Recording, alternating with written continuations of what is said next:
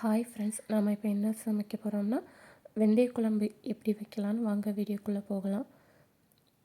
First அடுப்பில் கடாய் வச்சுட்டு 2 teaspoon எண்ணெய் ஊற்றிக்கணும்.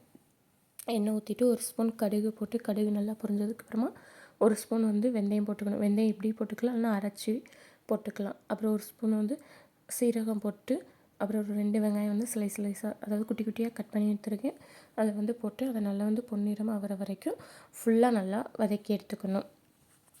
நல்லா பொன்னிறமாக வர வரைக்கும் வதக்கி எடுத்துட்டு, அப்புறம் ஒரு 3 தக்காளி எடுத்திருக்கேன்.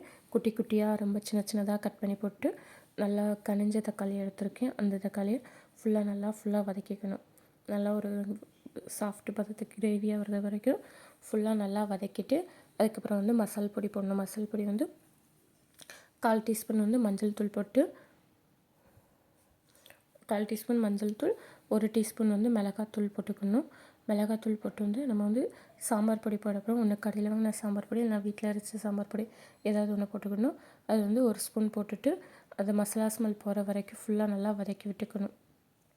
மசாலா ஸ்மெல் போகிற வரைக்கும் ஃபுல்லாக நல்லா வதக்கி விட்டுட்டு, அப்புறம் இதுக்கு தேவையான அளவு தண்ணி ஊற்றிக்கணும். நமக்கு எந்த பதத்துக்கு வேணுமோ அந்த அளவுக்கு தண்ணி ஊற்றிட்டு, மசாலா ஸ்மெல் போகிற வரைக்கும் நல்லா ஃபுல்லாக இது பண்ணி விட்டுட்டு, அப்புறம் ஃபஸ்ட்லேயே ஒரு எலுமிச்சை அளவு சைஸ் புளி தண்ணி ஊற்றி ஊற வச்சுருக்கணும்.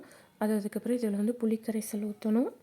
அதை நல்லா புளியை நல்லா எடுத்துகிட்டு, அது தண்ணி சாறை மட்டும் இதில் நல்லா ஊற்றிக்கிட்டோம்னா இது பண்ணணும். புளிக்கரைசல் ஊற்றிக்கணும். இந்த புளிக்கரைசல் ஊற்றுறோன்னா புளிக்கரைசல் ஊற்றிட்டு, இதுக்கு தேவையான அளவு உப்பு அப்படியே போட்டுக்கணும். ஃபஸ்ட்லேயே போட்டுட்டு குழம்புக்கு தேவையான அளவு உப்பு போட்டுக்கிடணும். போட்டோம்னா புளிக்கரைசல் ஒரு 5 மினிட்ஸ் புளிக்கரைசல் ஊற்றுனதுக்கப்புறம் இது பண்ணோம்னா ஒரு 5 மினிட்ஸ் கழித்து அடுப்பை ஆஃப் பண்ணோம்னா வெந்தய குழம்பு ரெடி. வாங்க சாப்பிட்லாம்.